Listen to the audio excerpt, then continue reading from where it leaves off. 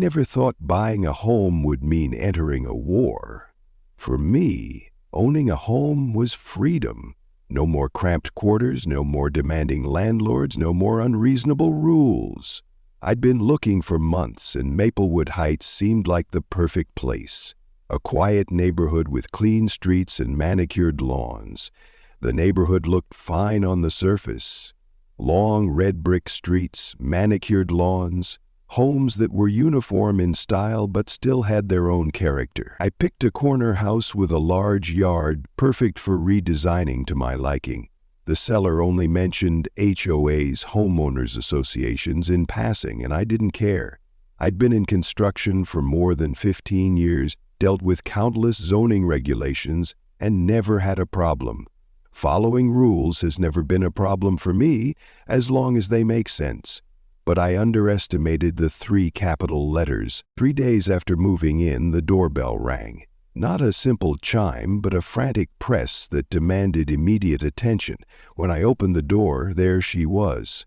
Linda Pearson, the HOA president, was dressed in an immaculate white suit, a string of sparkling pearls, and a bright blonde bob that looked like it could survive a Category 5 hurricane. Everything about her radiated cold authority. I knew without introduction that this was the person in charge of the neighborhood. No greeting, no welcome to Maplewood Heights. Linda simply handed me a thick binder with the words, HO Rules.Compliance embossed in gold. All the rules in here are mandatory. I recommend you read them carefully, especially the ones about landscaping and exterior alterations. Some new residents have had problems. Her words were not advice. They were a warning. Before I could react, she turned on her heel and walked away with a firm stride, as if she had just completed an important mission. As her expensive SUV rolled out of my driveway, I looked down at the notebook in my hand and flipped through the pages. From the first few lines, I knew this was not a simple list of rules for maintaining the beauty of the neighborhood. This was a microcontrol checklist, where every single decision a homeowner made had to be approved, ratified, and monitored. That evening, I flipped through the rules page by page. The grass had to be cut exactly 3.5 inches. Trash cans could only be left out for 12 hours. Porches could have no more than 2 chairs and in neutral colors. Flower pots? Only according to the rules. I scrolled down to the penalties for violations section and cringed as I read about the ridiculous fines and enforcement procedures for non-compliance.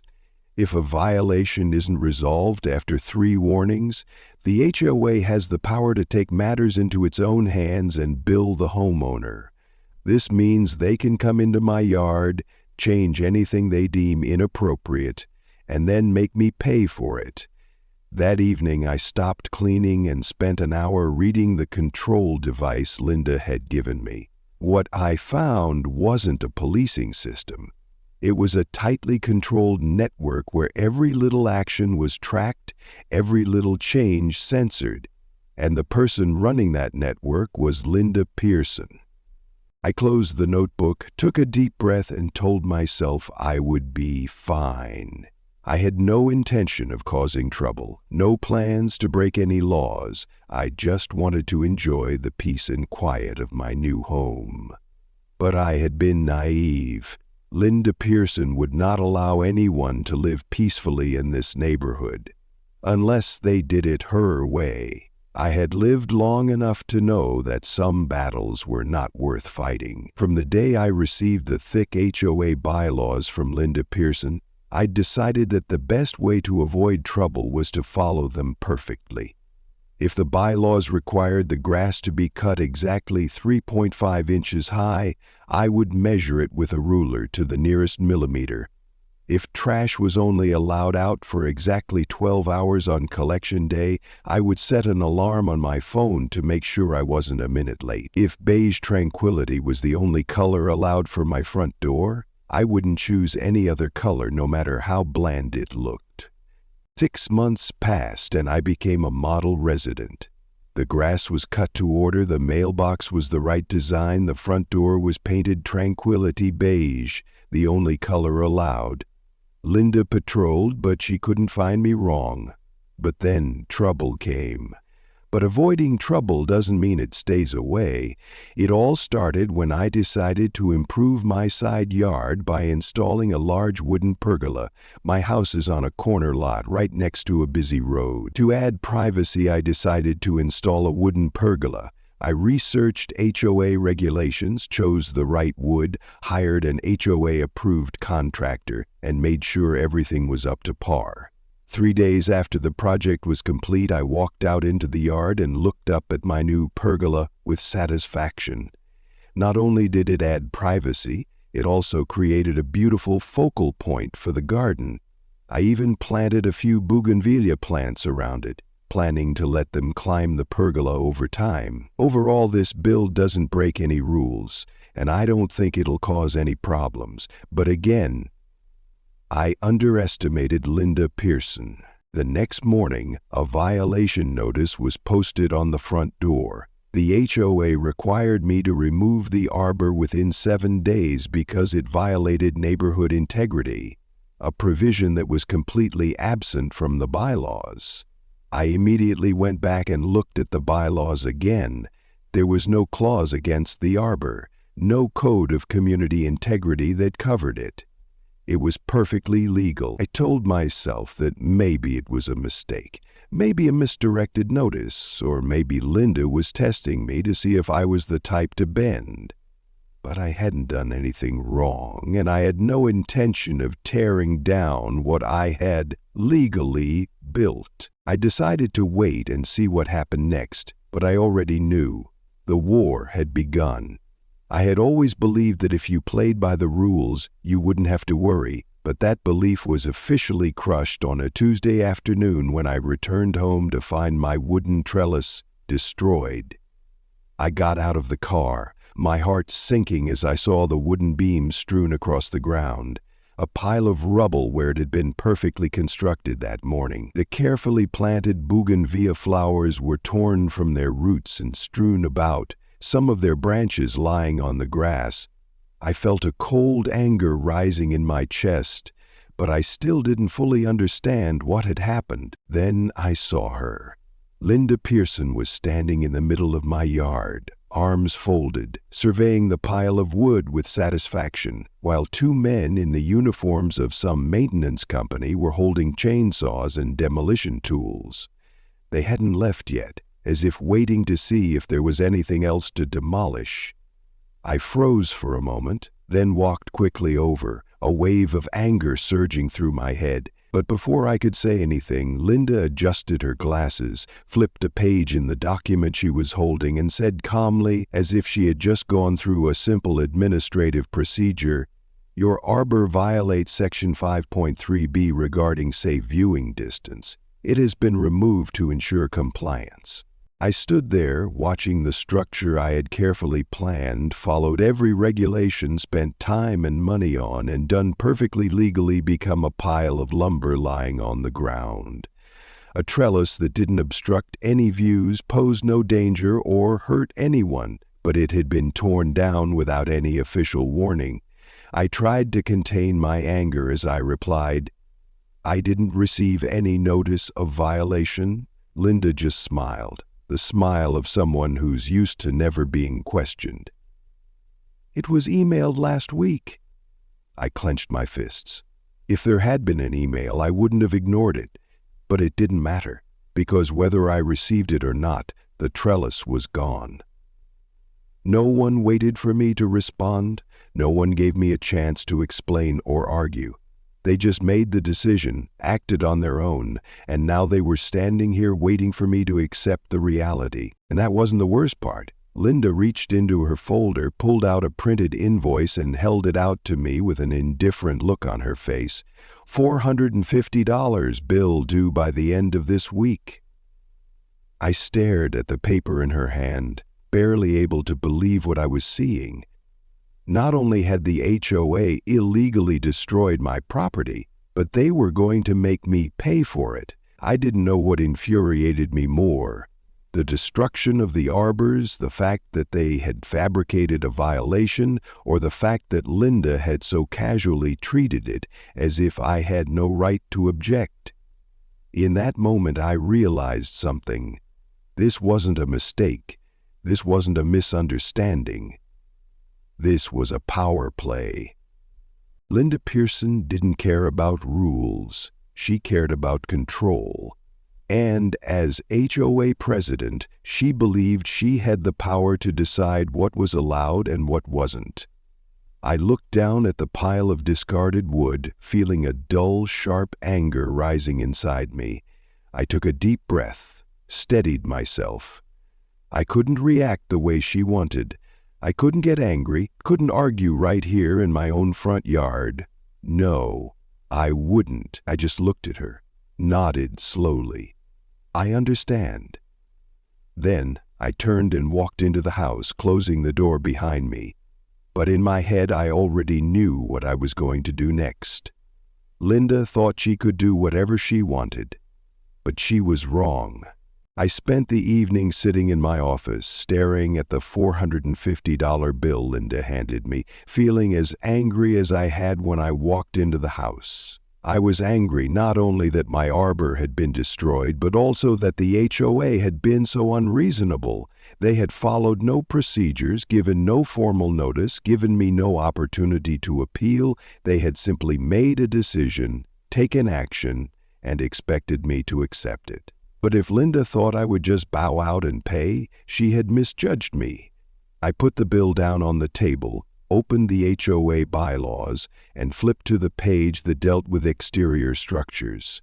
I reread the 5.3b safety line of sight, checking every line to see what they had used to justify destroying my arbor.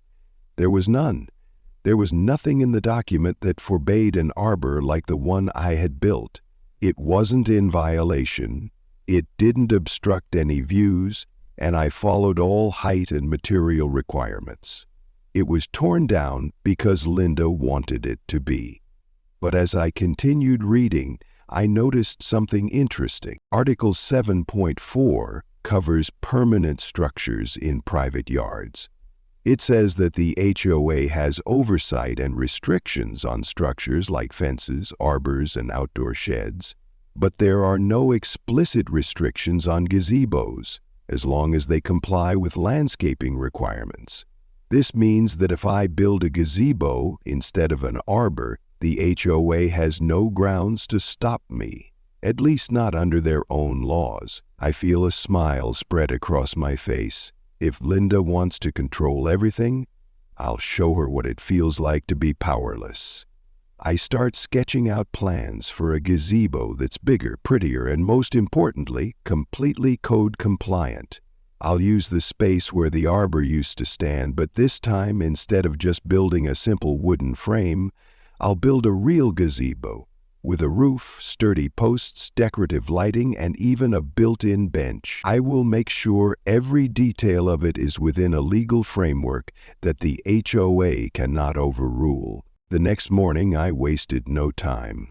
I hired an architect to draw up detailed plans, then applied for a building permit from the city, just to make sure the HOA couldn't report me to the inspector as a builder.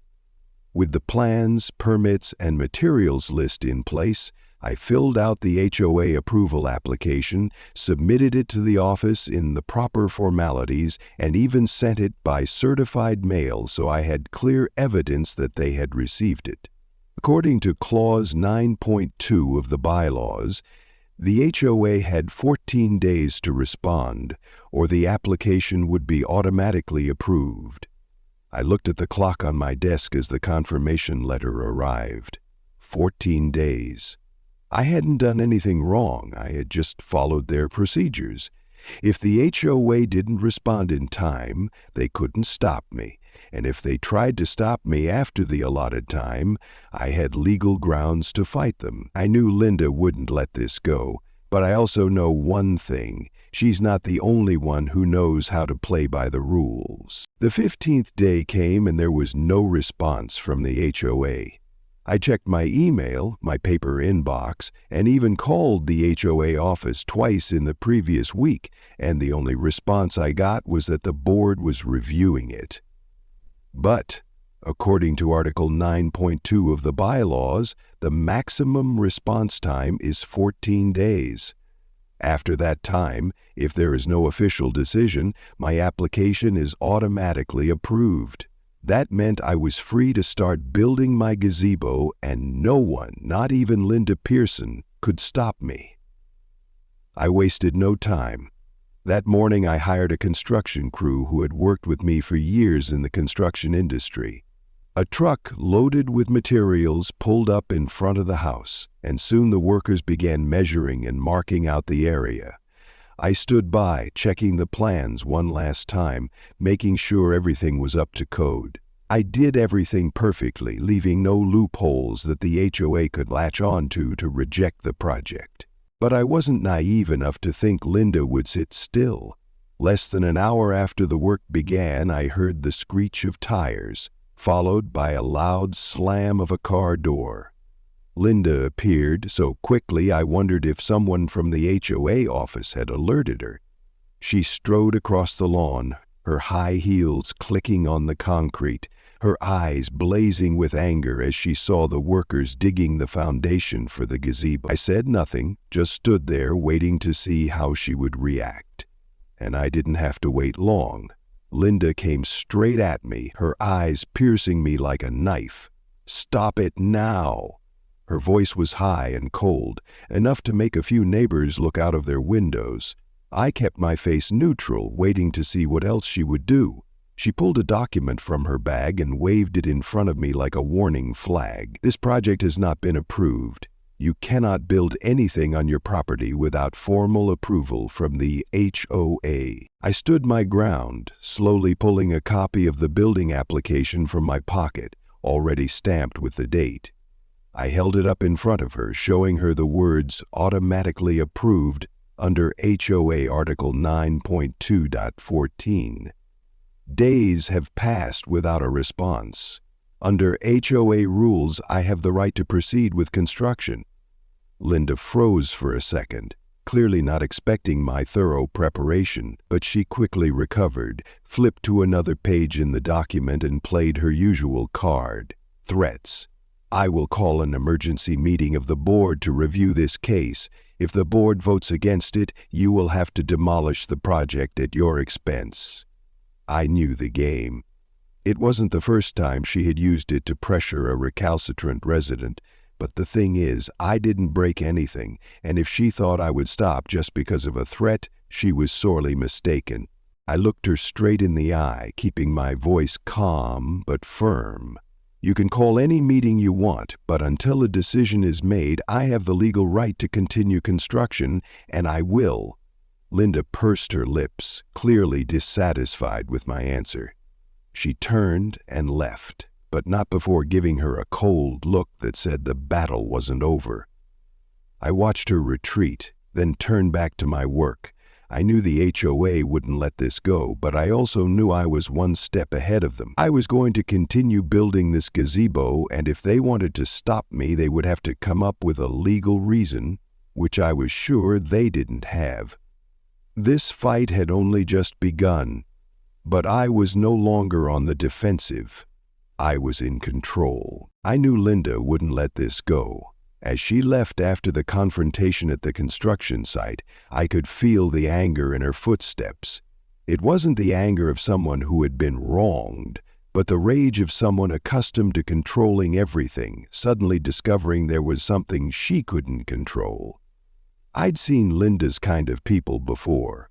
People who believed that rules applied only to others and that they had the right to bend them to their will. And I knew one thing for sure: she wouldn't back down. Less than 24 hours later, the HOA sent me its first violation notice. I glanced at it with a mixture of frustration and sarcasm. It looked like Linda had spent the night rifling through the rule book, hoping to find any clause she could use to get in my way. Unfortunately for her, the notice was ridiculously pointless. It accused me of storing building materials in a place visible from the road, whereas under Clause 6.7 the landlord has a maximum of 7 days to store materials while the work is being carried out. I did not breach anything, and I know it. I didn't respond. I didn't argue. I simply printed out a copy of Section 6.7, stuck it in the violation notice, noted unfounded, canceled, and mailed it straight back to the HOA office. 2 days later, another notice arrived. This time they claimed that my construction might affect residential integrity, a vague term they had never used before. I flipped through the ordinance book and couldn't find any reference to integrity in relation to the gazebo. Again, I responded by citing the ordinance and asking them to provide a legal basis for the warning. They couldn't. Linda tried another tack. A week later, I got a notice from the city building inspector. Someone had reported me for illegal construction, but this time I didn't even bother. I had gotten a permit in the first place. When the inspector came to inspect, I simply handed him the complete set of documents, the blueprints, the approved building permit, and the letter of confirmation from the city office.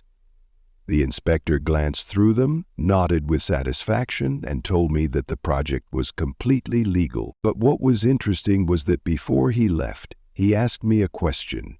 Did you know your HOA has had complaints about illegal construction? I frowned. I had never heard of this. About 6 months ago, we received a number of complaints about a construction project in Maplewood Heights, specifically a fountain in the entrance area. When we went to check it out, the HOA said they had applied for a permit and were just waiting for it, so we didn't dig any deeper. But no paperwork has been filed yet. I watched the inspector leave, feeling a wave of curiosity rise up. Linda was trying to push me around with some unfounded legal maneuver, but it turned out that she and the HOA might be committing much more serious violations. I spent the evening scouring public records for HOA expenditures, and that's when I found something interesting. In last year's HOA budget, there was a $30,000 line item for entrance landscaping improvements. There was no other specific description, just a big round number. No contractor name, no contract, no permits attached. I knew I'd found Linda's weak spot. The next morning, I gathered all the documents I could find, printed out a full set of documents, and filed a formal complaint with the city, asking to see if the HOA had actually applied for a permit for the fountain. I knew that if they hadn't, the consequences would be far more serious than any violation notice they might try to throw at me. Linda may think she has all the power in this neighborhood, but she's missing one thing. If she wants to play the rules game, I know how to play the game too, and this time I was the one who struck first. I knew that an unpermitted fountain was just the tip of the iceberg. If Linda and the HOA could spend $30,000 without any legal paperwork, who was to say that was the only shady spending?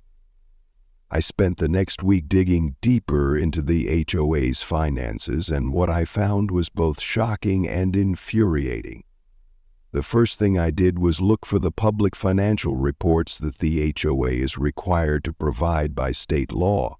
By law, all neighborhood residents have the right to request an HOA's financial reports, including budgets, expenditures, and service contracts. I sent a formal request to the HOA office, and as I expected, they delayed. I received an email response that the records were being compiled and would be available soon, a response that was clearly designed to buy time. I didn't wait. If the HOA wouldn't give me information, I would find another way.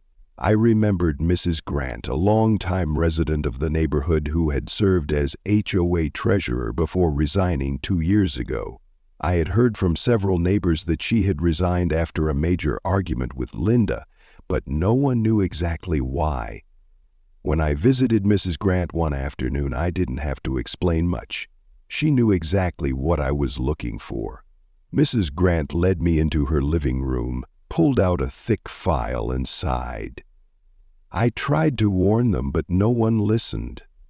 What I found in the file was even worse than I had imagined. Over the past 3 years, the HOA's spending had nearly doubled.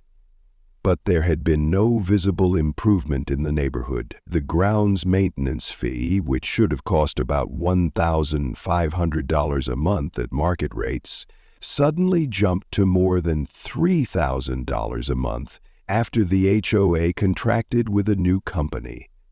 When I dug deeper, I discovered that the owner of the company was none other than Linda Pearson's brother-in-law. But that wasn't the worst part. In the HOA's financial statements, I found a series of unusual transactions in which large sums of money had been transferred directly into a personal account, labeled as management consulting fees. When I checked the account information, I saw the name Linda Pearson. She had been using the HOA to transfer money into her personal account, and no one noticed because she controlled the entire board. Residents like me, people who paid HOA dues without asking questions, had been taken advantage of for years. I couldn't let this continue. I spent the night compiling the evidence, printing out all the suspicious transactions, along with a price comparison chart showing that the HOA was paying double the market rate to Linda's brother-in-law's company. I attached financial statements highlighting the shady money that had been siphoned out of the HOA fund and into her personal account.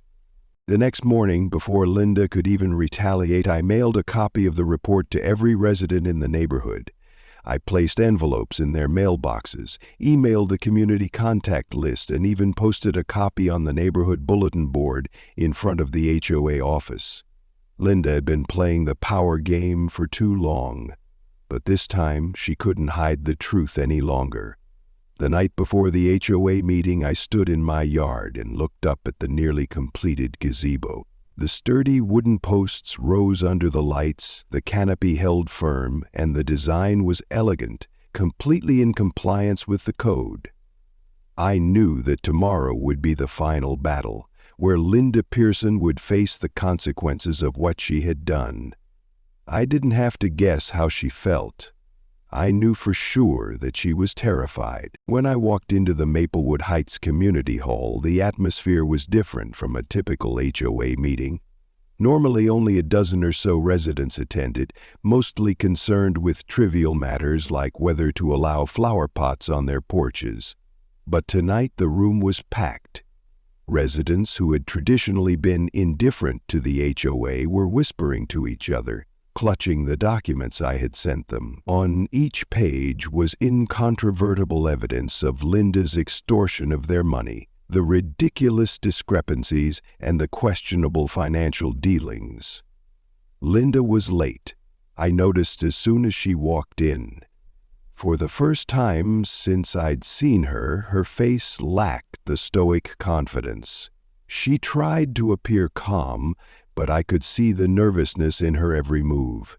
She knew the battle was over, but she was still clinging to the power that was slipping away. As the meeting began, Linda tried to take control, but she had misjudged the anger of the community. Regular residents who had previously been unconcerned about the HOA now stood up to question her. They demanded an explanation for the $30,000 for the unlicensed fountain. They demanded to know why her brother-in-law's company was paid twice the market value, and, most importantly, they wanted to know why $20,000 had been transferred to her personal account. Linda tried to justify herself, tried to blame the accountant, tried to say it was all a misunderstanding, but no one believed her anymore. I saw a few nods when an older resident of the former HOA treasurer rose up and proposed an immediate vote of confidence.